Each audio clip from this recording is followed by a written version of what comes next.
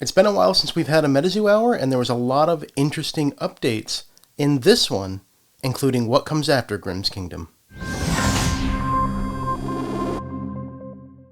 Kicking us off this time, Spooky Captain Asia asks, when will we start to see the other plushies? And Andy says, we'll be discussing our product release schedule tonight, so hang tight. And this is something that I was wondering myself, because leading up to New York City Comic Con, we were getting a number of teases of the plushies. I wasn't exactly sure if we were going to be able to purchase them at New York City Comic Con, but I thought, at a minimum, they would have been shown off there. So it sounds like we're going to be getting some more information on this soon, and after seeing what they did with the Cumberland Dragon plushies, I'm pretty excited for what we have in store with Beastie Besties. Jester asks, will there be general MetaZoo themed binders apart from the major releases? And Mike says, yes, I love that idea. And this is pretty cool as well because it is awesome to keep our MetaZoo collections in MetaZoo themed binders. Right now they only have one binder per set that's been released. And until recently, the Nightfall binder was incredibly hard to come by, but it has seemed like it's been restocked in many places. And with the number of side sets and promos that MetaZoo puts out, it would be nice to have a different binder to set those in, because they don't really belong in, say, a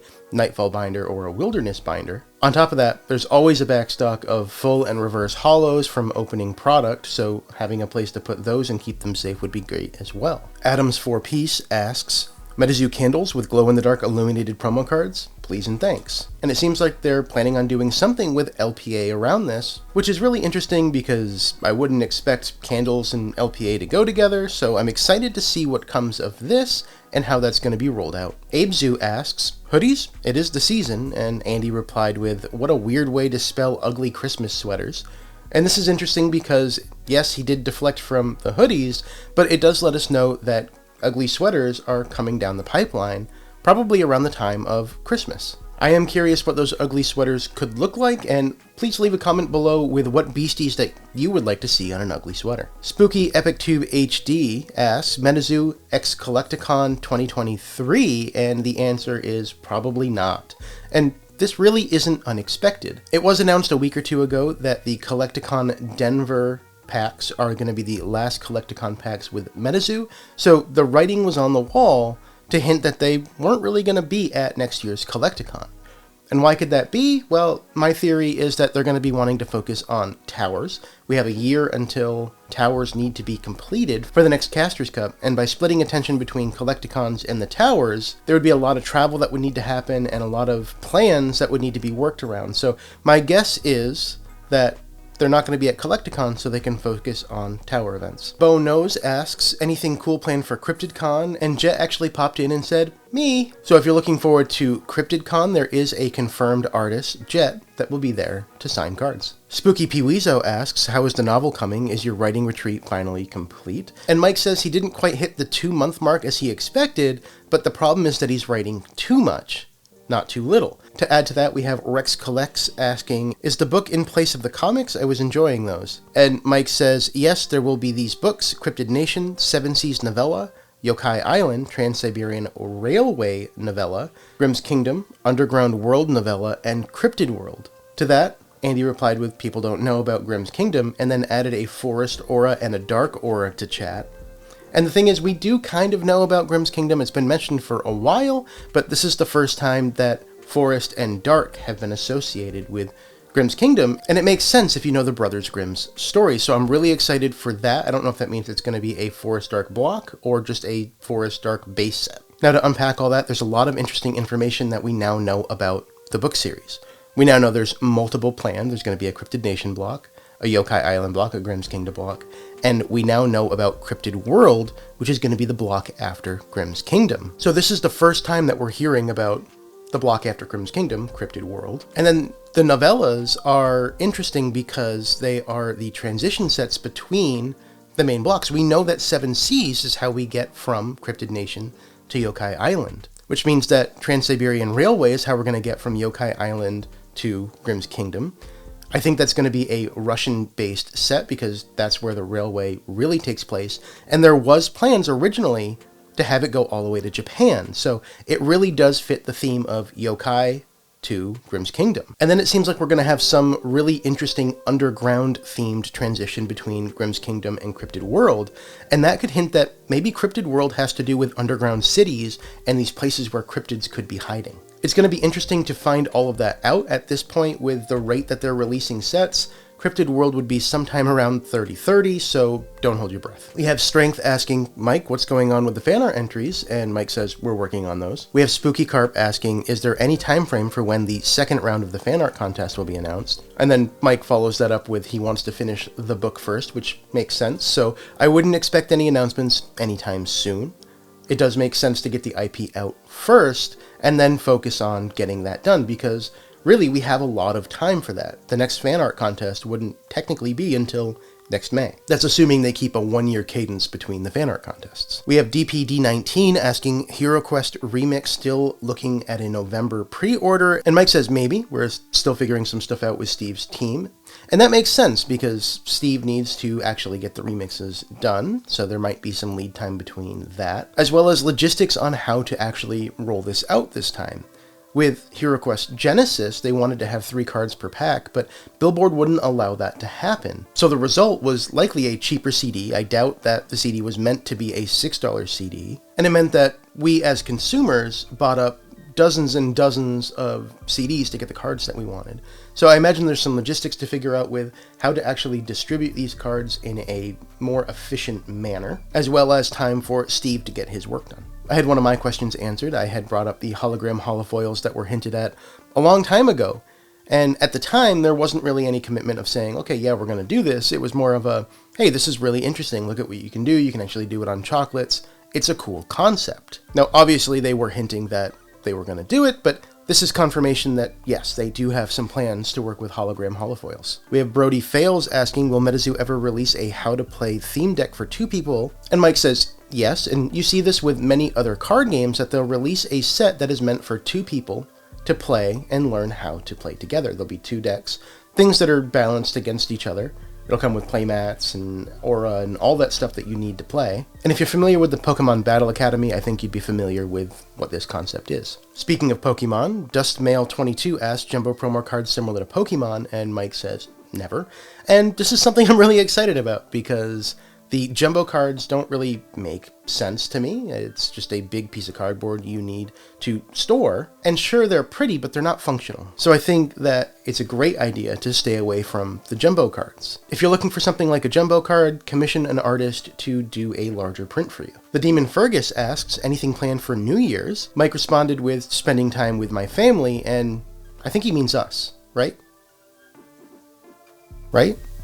Cryptid Collectibles on Whatnot asks, will there be any more partnership announcements? And Mike says, not until native.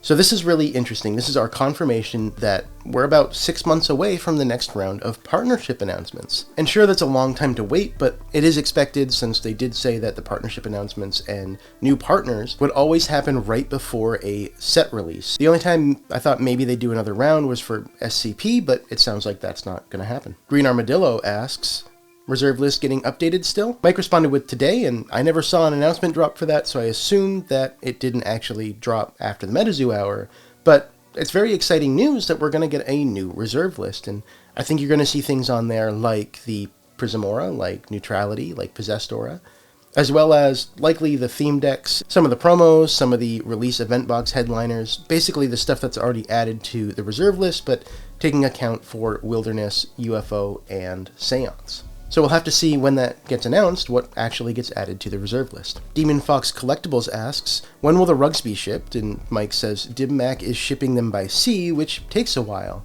The interesting thing here is that he says they're shipping them by sea, which could hint that they're already shipped and on their way to MetaZoo, but they're just taking a while because they're on a boat somewhere right now. So that's not necessarily confirmation that we're going to get them soon, but reading into that a little bit, it could hint that they're on their way. While we're talking about the rugs, Yes I Am Go asks, print count for the DimMac rugs, and Andy replied with, how big of a printer would you need to print rugs? So that's really not an answer, but I did include this one because I actually do kind of know the answer.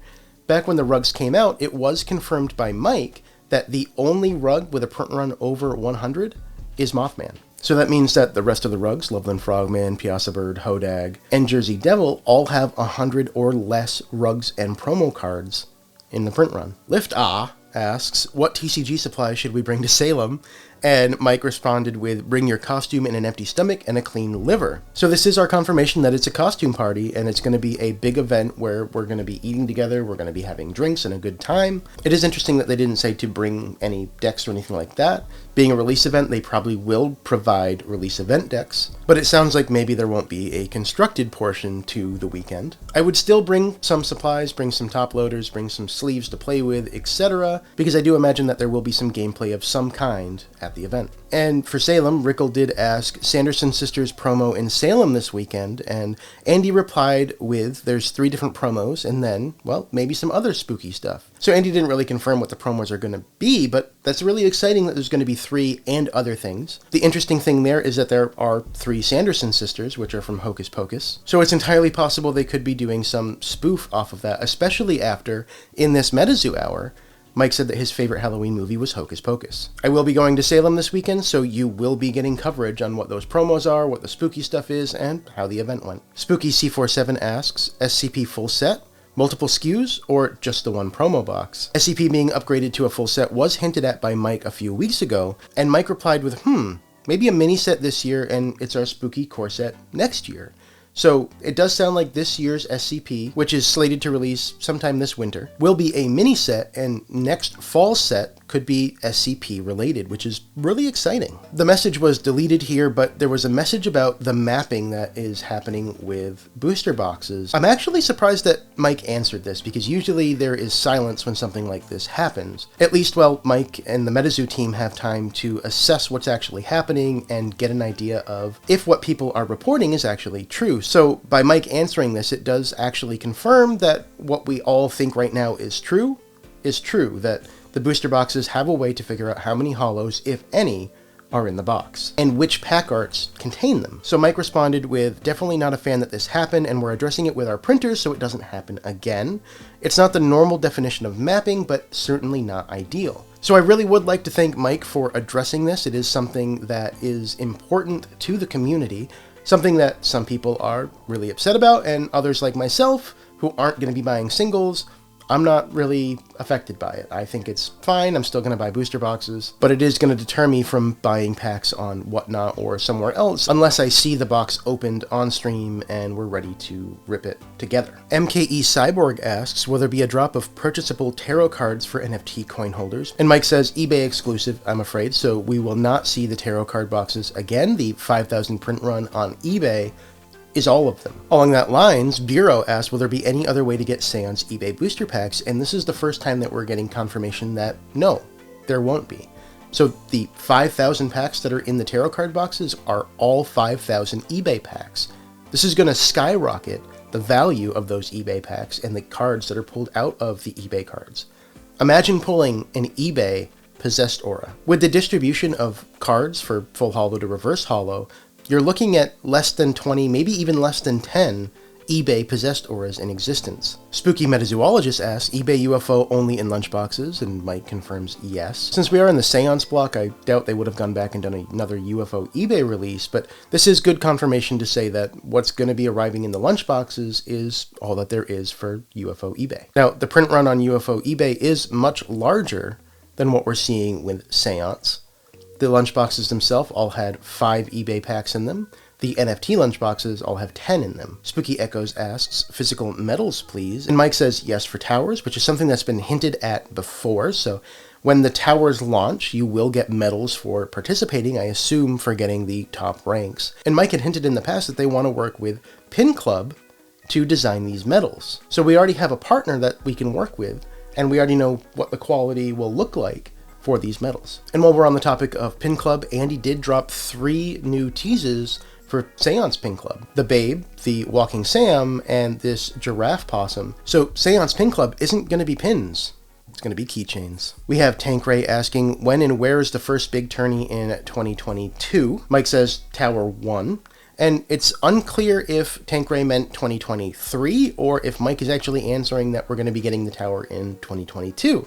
There's only 2 months left, so it's safe to say that Mike probably answered as if it's 2023 and that we're going to start seeing towers sometime at the end of the year or beginning of next year early on. And we have Run It Up Metatalk asking, will all towers happen before the next Casters Cup? And Mike says that they're looking to get them all done before the Casters Cup. There have been hints that the towers will be a way to qualify. Spooky C47 again asks, is Trick No Treat going to make it to Halloween? Only 7 days left. And Mike says busting booty. Mildly Caucasian asks, any chance all Halloween packs get here before Friday, as that's when most trick-or-treaters will be going around? And Mike says that's the plan. So it does really seem like they are trying to get these to us in that timeline, and for that to work, they would have really had to shipped by now. So hopefully these are already shipped. I do think a lot of people are going to be trick-or-treating on Monday, not Friday, so if they can get to most people by Saturday, there's still a good chance that we can hand some of these packs out. Spooky Peeweezo again asks, will the MetaZoo animated series be more geared towards PG-13 or rather a 6+ audience? And Mike replied with, think of a toned-down Castlevania. So this is a really good indication of what the style of the show may look like, as well as the content type. Secret Rare Collectibles asked, will the game in shorts be out soon? And Mike says, announcing our animation partner this week, hopefully. And this is really exciting because this means that things are really in the works, and if they're getting ready for that announcement, things are really close to getting started. Rackmaster00 asked, any hint on what the new Gabersups flavors will taste like? Andy replied with, UFO will be a strawberry lime mix. Very good. And that's really interesting because the powder was blue when we saw it, and that just doesn't scream strawberry lime to me. Mikey P24 asked any update on the online mobile game, and MetaZoo said working on this with Bandai, maybe. So Bandai is a very popular gaming publisher, and that could hint at a lot of experience going into the creation of these games. So I'm really excited for the Bandai maybe announcement. Spooky Kitty 05 asked, any chance this is why the Revive Wilderness got delayed? And he's referencing the Revive box possibly containing tech decks. Mike replied with, I wish. So this actually probably does hint that the tech decks are not going to happen. Or if when the announcement about the tech decks was made, they already had plans to include them, maybe they're not the reason that it is delayed. So we still don't have an answer on what is holding up Wilderness Revive, but at least we know it's not tech decks. D-Mel's Holla asks, has anyone pulled the silver or bronze tickets yet? And Mike says, nope, get cracking. So they're definitely still out there somewhere, and Wilderness definitely has slowed down in what's being opened. It is really odd that we've pulled 2 golden tickets, but haven't pulled a silver or bronze yet.